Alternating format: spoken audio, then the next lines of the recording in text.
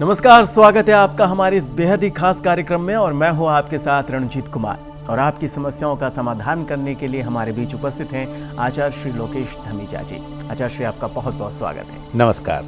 तो आचार्य श्री, बहुत सारे दर्शक हैं जो आपके प्रति आभार व्यक्त कर रहे हैं और वो कह रहे हैं कि आपके जो उपाय हैं बहुत ही सरल हैं और उन्हें फ़ायदा मिला है। और बहुत सारे प्रश्न भी आए हैं जिनका हमने चुनाव किया है और आपसे उसका समाधान जानना चाहेंगे। गुड़गांव से प्रियंका लिखती हैं और सबसे पहले आपको प्रणाम करती हैं और कहती हैं कि मेरा नाम प्रियंका है, मैं अपनी दादी के साथ गुड़गांव में रहती हूँ। दादी ने मुझे पाला पोसा है और मैं सॉफ्टवेयर इंजीनियर हूँ। और ये कहती हैं कि दादी आपकी बहुत बड़ी फ़ैन है और आपके एपिसोड से आधा घंटा पहले ही वो तैयार हो जाती हैं आपके कार्यक्रम को देखने के लिए। आपके कार्यक्रम को देखने के लिए इन्होंने यूट्यूब चैनल भी सब्सक्राइब कर रखा है। दादी टीवी पर आपको देखती हैं और ये कहती हैं कि दादी के पैरों में बहुत दर्द है, कई सालों से डॉक्टर का इलाज करा रही हैं लेकिन फ़ायदा नहीं हो रहा है। दादी ने बोला है आपसे कुछ उपाय पूछूं और साथ ही साथ ये आपसे आग्रह करती हैं कि हो सके तो दादी माँ का नाम आप टीवी पर बोलेंगे तो वो बहुत खुश हो जाएंगी। दादी माँ का नाम शांति देवी है। नाम तो मुझे नहीं लेना चाहिए, बट प्रियंका ने रिक्वेस्ट किया है तो मैं आदरणीय शांति देवी जी को प्रणाम करता हूँ जी। अब ज्योतिष की थोड़ी बात करते हैं। जब भी पैरों में तकलीफ होती है या हमारे कमर में दर्द होती है या ऐसी दर्द होती है ना जब कर्राहटें निकलती हैं, ये सारे के सारे दर्द का जो ग्रह जिम्मेदार होता है वो होता है केतु। और केतु के जो देवता बनते हैं ना वो भगवान गणेश जी बनते हैं। कभी सुना आपने भगवान गणेश जी बनते हैं? नहीं, आज सुन रहे हो। तो राहु केतु की स्टोरी तो हमने कई बार बताई है कि समुद्र मंथन हुआ तो सर विष्णु भगवान जी ने सर अलग कर दिया जी।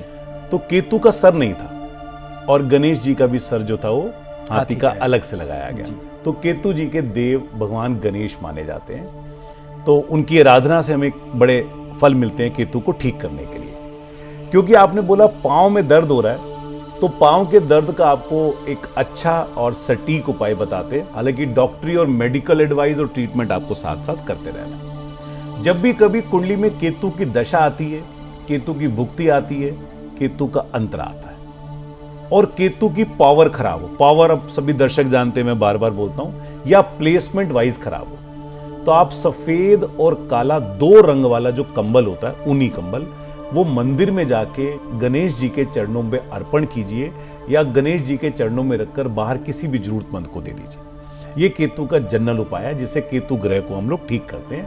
क्योंकि हमारा ज्योतिष का प्रोग्राम है तो उपाय आप लोगों के काम में आते हैं।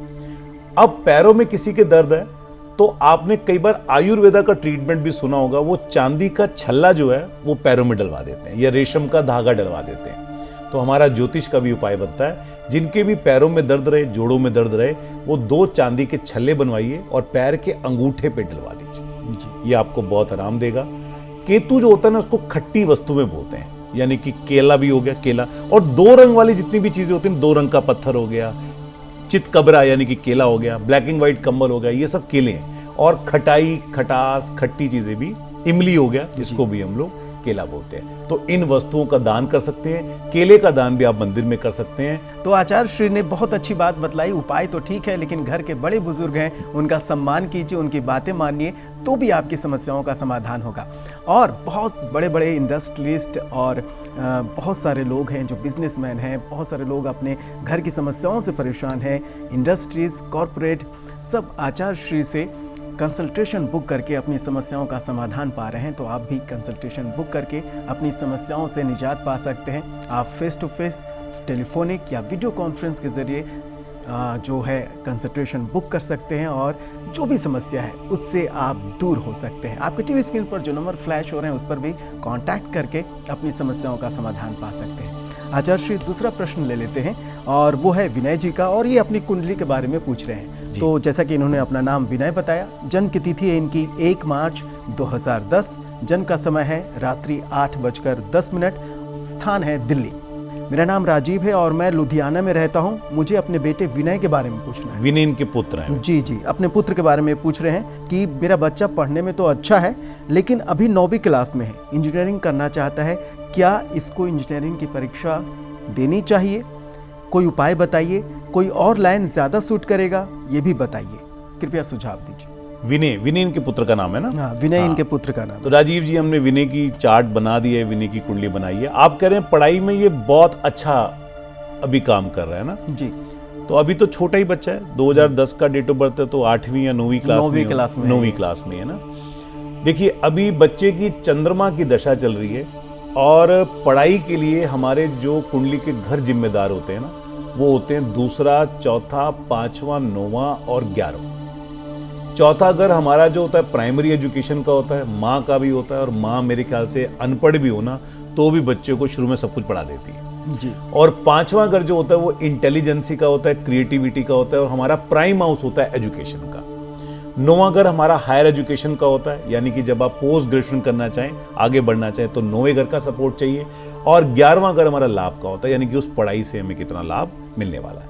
ये मैंने दर्शकों को इसलिए बताया है ताकि वो अपनी अपनी कुंडली बच्चों की भी देख सकते हैं कि उस समय क्या दशाओं में हमारा पीरियड चल रहा है। इस बच्चे का चंद्रमा की दशा चल रही है जो लगभग सितंबर 2014 से चल रही है और सितंबर 2024 तक चलेगी। 10 साल की दशा होती है। देखिए, ये दशा साधारण है और इसमें चौथा घर और 11वें घर का संबंध आ रहा है, तो बच्चा तो पढ़ेगा, लेकिन साथ में 6 और 12 का आ रहा है, तो इसका मतलब थोड़ा सा वो ड्रॉप भी करेगा। तो अभी फिलहाल बच्चे की दशा एवरेज है, तो ठीक ठाक वो पढ़ रहा होगा। आपने प्रश्न किया कि इसको आगे इंजीनियरिंग के लिए तैयारी की जाए। हाँ।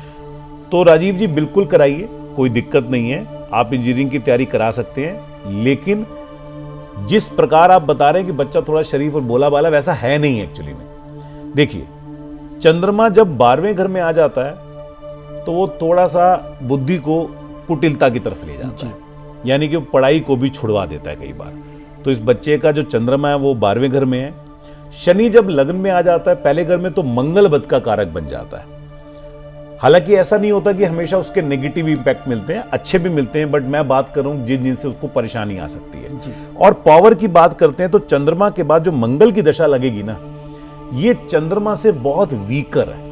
वीकर का मतलब हो गया कि इसमें 8-12 पूरे कनेक्ट हो जाते हैं और तीसरे घर के साथ कनेक्ट हो जाते हैं, जो सितंबर 2024 के बाद प्रारंभ हो जाएगी।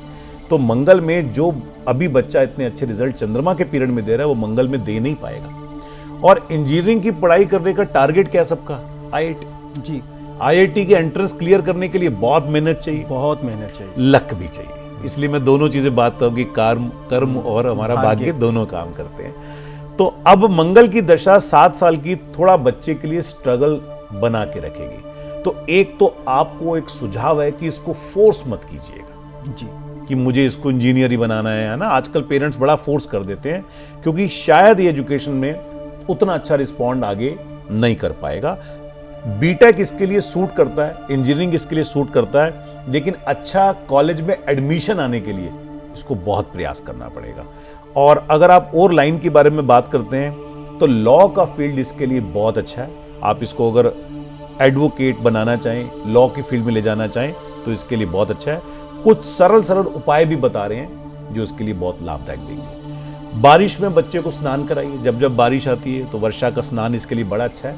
और बारिश का पानी कांच की बोतल में भरकर अपने घर पे भी रखिए। 4 किलो जो उस पे कच्चे दूध का छींटा लगा के उसको सुखा के लाल कपड़े में बांध के घर में किसी वजन के नीचे दबा के रखिए। टॉयलेट की रिपेयरिंग के समय थोड़ा सावधानी बरतिएगा। जब जब टॉयलेट की रिपेयरिंग आती है तो बच्चे को थोड़ा सा दिक्कत होगी। हमने पिछले एपिसोड में एक सूर्य की बात भी की थी कि जब सूर्य छठे घर में होता है तो कहीं ना कहीं कभी ना कभी स्कैंडलस योग बनाता है। तो इस बच्चे के भी सूर्य छठे घर में है, तो आप सेम उपाय उस एपिसोड को देख के वो वाला भी इसमें करा सकते हैं। हमारे जो पढ़ाई के देवता होते हैं ये चंद्रमा भी हम मानते हैं और बृहस्पति भी मानते हैं। और जो एकेडमिक क्वालिफिकेशन की कैलकुलेशन होती है लॉजिकल, उसको बुध मानते हैं जी। तो बुध, बृहस्पति और चंद्रमा, इनके उपाय आप कर सकते हैं जिससे बच्चे को थोड़ा सा लाभ मिलेगा। माँ सरस्वती को 12 नीले ऑर्किड के फूल अर्पण कराइए और घर में विष्णु सहस्त्रनाम का पाठ यथासंभव चलाइए, जिससे बच्चे को फायदा मिलेगा। जो ग्रह आपकी कुंडली में सपोर्ट करता है, अगर वो लाइन चूज करते हैं, वो कार्य करते हैं, तो आपको फायदा मिलेगा। शायद इसी वजह से आज के जो पेरेंट्स अपने बच्चों को कुछ बनाना चाहते हैं और वो मार्गदर्शन के लिए आते हैं कि इसको क्या लाइन देना चाहिए, क्या देना चाहिए। जैसे हमने विनय की बात करी, विनय बीटेक कर सकता है, लेकिन जब तक बीटेक अच्छे कॉलेज से नहीं किया जाएगा तब तक अच्छा प्लेसमेंट नहीं मिलता या फिर बहुत स्ट्रगल करना पड़ता है। लेकिन लॉ इसकी कुंडली में सूट करता है। तो अगर मेरे से एडवाइस करेंगे तो कहूँगा लॉ में आप इसको डाल सकते हो, कोई टेंशन नहीं है, आप उसको इस फील्ड में दे सकते हैं। तो हमने क्या किया, हमने कुंडली के माध्यम से ग्रहों द्वारा आपके लाइन को चूज करने में मदद करी, तो जिससे आगे आने वाले जीवन में आपकी प्रॉब्लम्स थोड़ी सी कम हो जाती हैं। रिजल्ट आपको वही मिलेंगे जो आपकी दशा बोलती है। अब ग्रह आपको ताकत दे रहा है, दशा भी ताकत दे रही है, सोने पे सुहागा। और ये किया किसने? एक सभ्य एस्ट्रोलॉजर ने आपके लिए दिशा चेंज कर दी। जी आचार्य श्री, आपने बहुत अच्छी बात बतलाई कि जो आप चाहते हैं वो आप कीजिए, और बच्चों के भविष्य में उनके गार्जियन का, उनके माता पिता का प्रेशर नहीं होना चाहिए, उसकी इच्छा को देखनी चाहिए। और साथ ही साथ ये भी कहा गया कि जो कुंडली में है, जिस क्षेत्र में आपका कुंडली साथ देगा, आप अच्छा कर सकते हैं, वो कोर्स आप करें तो आपके लिए बहुत लाभदायक होगा। साथ ही साथ आपको बता दें कि आप अपनी समस्याओं के समाधान के लिए आपके टीवी स्क्रीन पर जो नंबर फ्लैश हो रहे हैं, इस पर कांटेक्ट कर सकते हैं। और बड़े बड़े स्टार्टअप, इंडस्ट्रीज, कॉरपोरेट, बिजनेसमैन और कई ऐसे लोग हैं जो अपने फैमिली इश्यूज़ के निदान के लिए कंसल्टेशन बुक करा रहे हैं, तो आप भी कंसल्टेशन बुक कराइए। फेस टू फेस, टेलीफोनिक या वीडियो कॉन्फ्रेंस के जरिए आप कंसल्टेशन बुक कर सकते हैं और आचार्य श्री से समस्याओं का समाधान प्राप्त कर सकते हैं। आचार्य श्री, अगला प्रश्न हमारे बीच है अंकिता प्रकाश जी का, चंडीगढ़ से ये लिखते हैं और ये कहते हैं, सादर प्रणाम, मैं वैदिक ज्योतिष में बहुत विश्वास रखती हूँ, मंत्रों के जाप और पूजा पाठ में भी अटूट विश्वास है इनका, लेकिन कई ज्योतिषीय लाल किताब के उपायों से निवारण करते हैं आप, ये कह रही हैं। आपके सभी कार्यक्रम मैंने ध्यानपूर्वक देखे हैं, आपके चैनल को भी फॉलो करती हूँ। आप वैदिक ज्योतिष के सिद्धांतों के साथ नक्षत्रों की पावर का बहुत प्रयोग करते हैं और साथ में लाल किताब के उपाय भी देते हैं। कृपया इस बारे में अपना मत दें, आपको सुनना और अनुसरण करना बहुत लॉजिकल लगता है। अंकिता है तो लॉजिकल और इंटेलिजेंट, इसने हमारे सारे एपिसोड और हमारी जो स्ट्रेटेजी होती है ना, उसको पूरा का पूरा रिसर्च करके आई जी, है ना। तो अंकिता बहुत अच्छा है, और शोध रिसर्च से ही बहुत अच्छी अच्छी चीजें निकलती हैं। आपने पहले बोला कि वैदिक ज्योतिष को हम ज्योतिष की इंडस्ट्री में या ज्योतिष के ज्ञान में माँ बोलते हैं जी। माँ का मतलब है कि सारी विद्याएं कहीं ना कहीं वहीं से प्रारंभ हुई हैं। उसके बाद आपने बोला कि नक्षत्रों का मैं बहुत ज्यादा प्रयोग करता हूं। मैं फिर अपने नवीन दर्शकों को, जो पहली बार एपिसोड देख रहे होंगे या नए जुड़े हैं, उन्हें बताते हैं, ग्रह की एक प्लेसमेंट होती है, यानी कि ग्रह आपकी कुंडली में कहां पर बैठा होगा, और दूसरी ग्रह की ताकत होती है कि वो कितनी पावर लेके बैठा हुआ है, किस इवेंट के लिए पावर लेके बैठा हुआ है। मान लीजिए कोई घर का मुखिया है जी, उसकी प्लेसमेंट क्या होगी, यार इस घर का राजा है, लेकिन उसकी पावर क्या, उस बेचारे का रोजगार चलता ही नहीं, तो वो मुखिया तो रहेगा लेकिन वो घर का लालन पालन पोषण ढंग से नहीं कर पाएगा। अब घर का एक मुखिया भी है और उसकी पावर भी अच्छी है, माने वो पढ़ा लिखा भी है, पैसा भी अच्छा कमाता है, परिवार को भी अच्छा चलाता है, तो पावर भी अच्छी होगी और प्लेसमेंट भी अच्छी होगी। तो जब प्लेसमेंट और पावर दोनों अच्छी हो जाते हैं तो उसको राजयोग बोलते हैं। यानी कि अब आप अपनी कुंडली से कुछ भी कर लीजिए, अगर प्लेसमेंट अच्छी है, पावर अच्छी नहीं है, तो रिजल्ट अच्छे नहीं आएंगे, लेकिन आप प्रसन्न रहेंगे। अब मान लीजिए आपकी कुंडली में पावर अच्छी है और प्लेसमेंट खराब है, तो इसका मतलब पैसा तो कमा रहे हैं, थोड़ा सा प्रसन्न नहीं है, तो अब आप क्या करो, अब आप उनके उपाय कर देते हो। तो जब भी हम किसी को कुछ भी चीज बोलेंगे, या आप ऐसे समझिए आप डॉक्टर के पास गए, डॉक्टर ने बोला भाई आपको तो ये परेशानी है, तो आप सिंपल डॉक्टर आपको रिकमेंड करेगा दवाई।